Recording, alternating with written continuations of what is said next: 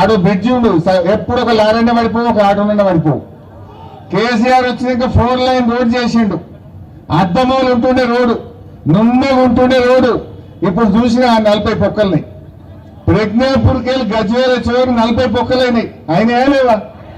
వీళ్ళ ముఖానికి కేసీఆర్ ఓడేస్తే ఇంత డాంబర్ పోసే తెలియలేని కాంగ్రెస్ దద్దమ్మలకు ఇంకా సిగ్గు లేకుండా వచ్చి గజ్వేల ఓటు అడుగుతారట.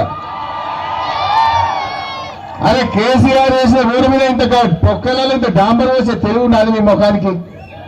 నేను రాని ఇప్పుడు చూసిన 40 పొక్కలు పడ్డాయి. ప్రజ్ఞాపూర్కి వెళ్ళి వచ్చే వరకు 40 పొక్కలు పడ్డాయి. కేసీఆర్ ఉండగా ఎట్లుంటుండే? నూనె డబ్బా జారిపోయి రోడ్డు మీద పడితే మళ్ళీ ఎత్తుకునేటంత నున్నగుంటుండే రోడ్డు. అరే 2.5 ఏళ్ళ కొత్త రోడ్డు లేకపోతే ఉన్న రోడ్డు మీద ఇంత పొక్క పడితే డాంబర్ వేసే తెలివి లేదు ఈ కాంగ్రెస్ వాళ్ళకు. ఇంకా ఓటు కావాలన్నట.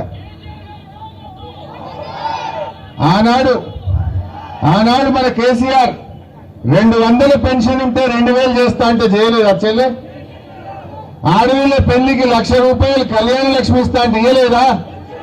బిడ్డ కాన్పుకు పోతే గజ్వేల మంచి దవాఖాన కట్టి కేసీఆర్ కిట్టు పెట్టి తల్లి కన్నం పెట్టి బిడ్డ కన్నం పెట్టి ఆటో కిరా లేకుండా ఇంటికాడ దించిందా లేదా?